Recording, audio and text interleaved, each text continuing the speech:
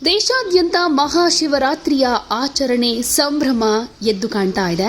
ಕಳೆದ 45 ದಿನಗಳಿಂದ ಉತ್ತರ ಪ್ರದೇಶದ ಪ್ರಯಾಗ್ರಾಜ್ನಲ್ಲಿ ನಡೆದ ಜಗತ್ತಿನ ದೊಡ್ಡ ಧಾರ್ಮಿಕ ಕಾರ್ಯಕ್ರಮ ಮಹಾಕುಂಭಮೇಳಕ್ಕೆ ಇವತ್ತು ತೆರೆ ಬೀಳಲಿದೆ.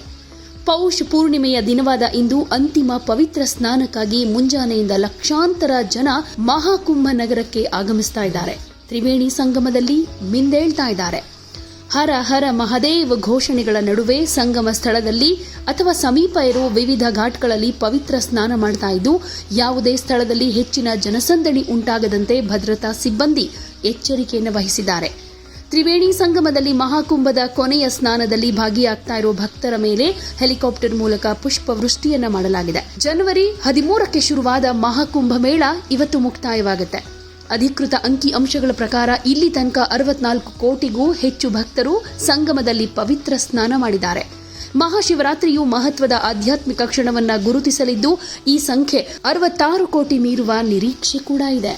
ಇವತ್ತು ಕುಂಭಮೇಳಕ್ಕೆ ತೆರೆ ಬೀಳೋದ್ರಿಂದ ಕೊನೆಯ ಅಮೃತ ಸ್ನಾನ ನಡೆಯುತ್ತೆ. ಹೀಗಾಗಿ 1 ಕೋಟಿ ಭಕ್ತರು ಇಲ್ಲಿ ಭಾಗಿಯಾಗುವ ನಿರೀಕ್ಷೆ ಕೂಡ ಇದೆ.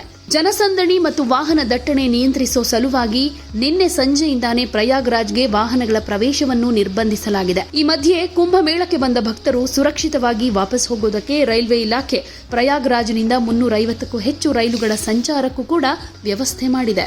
ಮುಖ್ಯಮಂತ್ರಿ ಯೋಗಿ ಆದಿತ್ಯನಾಥ್ ಅವರು ಮಂಗಳವಾರವೇ ರಾಜ್ಯದ ಜನರಿಗೆ ಹಾಗೆ ಮಹಾಕುಂಭದ ಅಮೃತ ಸ್ನಾನಕ್ಕಾಗಿ ಬರ್ತಾ ಇರೋ ಎಲ್ರಿಗೂ ಶುಭ ಹಾರೈಸಿದ್ರು. ದೇವಾಧಿದೇವ ಮಹಾದೇವನನ್ನ ಜನಸಾಮಾನ್ಯರು ಸಾರ್ವತ್ರಿಕವಾಗಿ ಪೂಜಿಸ್ತಾರೆ. ಈ ಹಬ್ಬ ನಮ್ಮ ಸಂಪ್ರದಾಯ, ಆಚರಣೆ ಹಾಗೂ ರಾಷ್ಟ್ರೀಯ ಏಕತೆಯನ್ನ ಬಲಪಡಿಸುತ್ತೆ. ಭಾರತದಲ್ಲಿರೋ ಜ್ಯೋತಿರ್ಲಿಂಗಗಳು ಇದಕ್ಕೆ ಸಂಕೇತವಾಗಿ ನಿಂತಿದೆ ಅಂತ ಯೋಗಿ ಆದಿತ್ಯನಾಥ್ ಹೇಳಿದ್ರು.